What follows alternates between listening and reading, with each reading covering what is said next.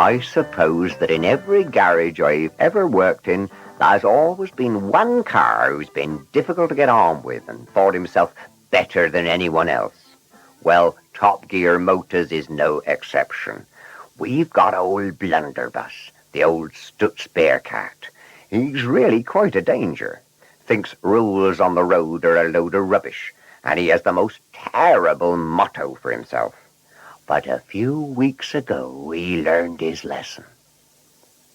It was the end of a busy day at our place.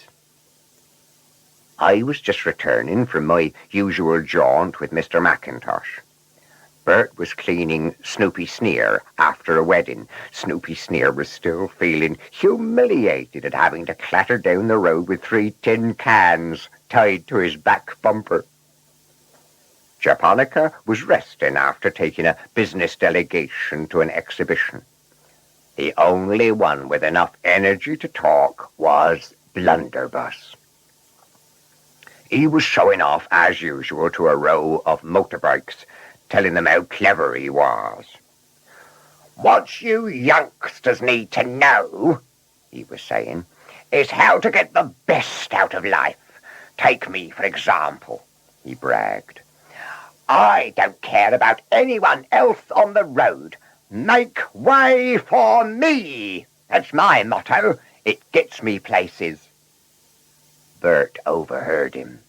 He put his cloth down for a moment and leaned on Snoopy Sneer. "No wonder we're always having to beat dents and scratches out of you," he said. "And no wonder we're always getting complaints from other drivers and cars," said Mr. Rumbelow, the manager, who'd just come in. "Your motto may please you, but it doesn't please anyone else." "It gets me where I want to go," said Blunderbus brazenly. "But for how long, I wonder?" Japonica said softly to herself. The motorbikes were laughing and enjoying the argument. "Tell us some more," they giggled. "Well," said Blunderbus, "my most exciting adventure was not long ago. My driver was in a hurry. He had an urgent appointment. I wasn't going to waste my time nosing politely through traffic, so, said the motorbikes, and even Bert looked interested. "So I took my opportunity," said Blunderbus smugly. "It was obvious what to do. The other side of the road was practically clear. I just zoomed over the double white line and overtook about half a mile of traffic on a bend in next to no time." The whole garage full of cars gasped with disbelief and amazement. Mr. Rumbelow said dryly, "And what about the end of the story, Blunderbus? You haven't told them that." Blunderbus looked angry for a moment, then he brightened. "You mean the chase?" he said. "Oh, of course, there was a chase. Most exciting." "You mean the police?" the motorbikes asked. "Why, yes, police, of course. What do you expect? I felt quite a hero." "I didn't mean the chase," insisted Mr. Rumbelow. "I meant the end of the story." Blunderbus's face fell. "Well, there was this car, didn't see me coming, careless driver, no doubt. She swerved to avoid me and crashed. Practically a write-off." "And the people?" said Mr. Rumbelow patiently. Yes, well, the people. Yes, I expect they were hurt, no doubt a fuss. But I was lucky, not a scratch. Very skillful driving. I could see it was getting a bit hot, so I slipped back amongst the traffic and managed to lose myself in the crowd. Got my passenger to his appointment on time. Oh, yes. Make way for me is a good motto to have. "And I've been dealing with claims, telephone calls, and the police ever since," roared Mr. Rumbelow. "And for your information, Your passenger may have got to his appointment on time, but he says that never again, under any circumstances, will he hire a car from us. Rules are rules, and they are there for a purpose. Your safety and everybody else's. You may escape without a scratch, but think of the damage you may do to everyone else. Blunderbuss refused to look ashamed. He winked at the motorbikes and then whispered something to them. Bert thought he heard, "You just see tomorrow." The next morning was foggy. Visibility was down to a few yards, and even pedestrians kept bumping into each other. Mr. Rumbelow and Bert were fussing around the cars and drivers, warning them to be careful. "You two," Mr. Rumbelow bellowed across the garage to Blunderbuss. "In fact, particularly you." Blunderbuss was angry. "Why pick on me?" he muttered. "Rules, rules, rules, that's all they think of. Kids' stuff." His driver arrived, and they set off slowly through the local street market. The stalls of apples, oranges, potatoes, and cabbages made a colourful scene. They drove to a quiet road to pick up their passenger. They were taking him into the country to a vintage car rally.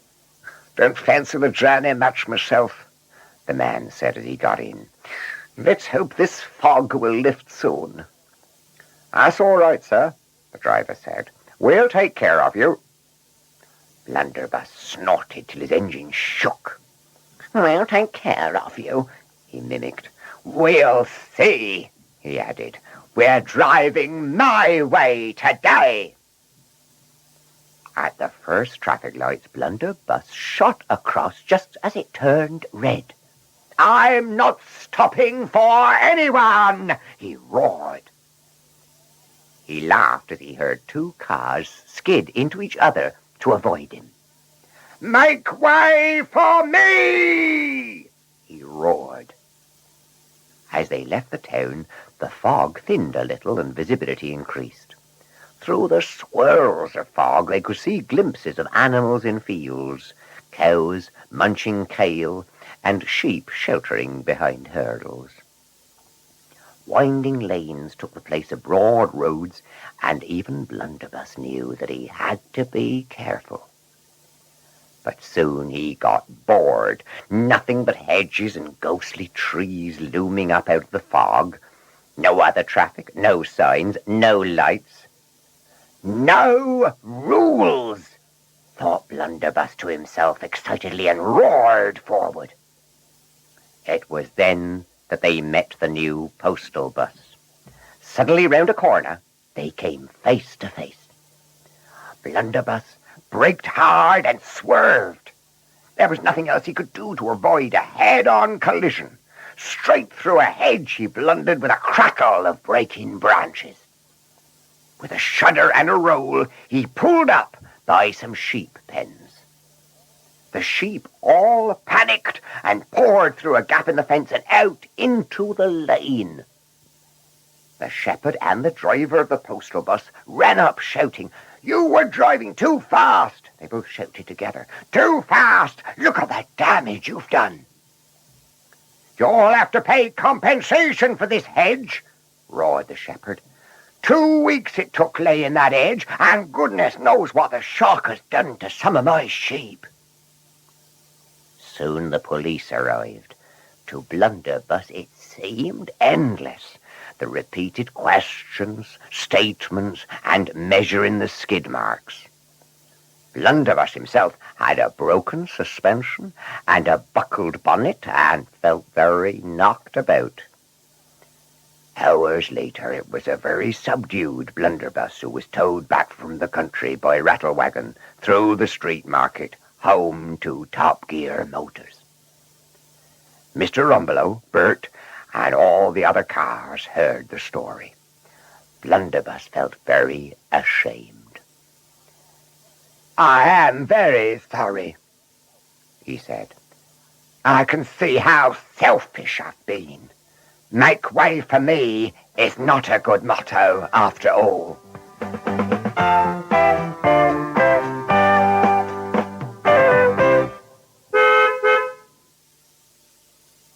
Well, there's not much more for me to add, but I'd like to know something. Do you humans have rules to keep? Why do you need them? Who gets hurt if you disobey them?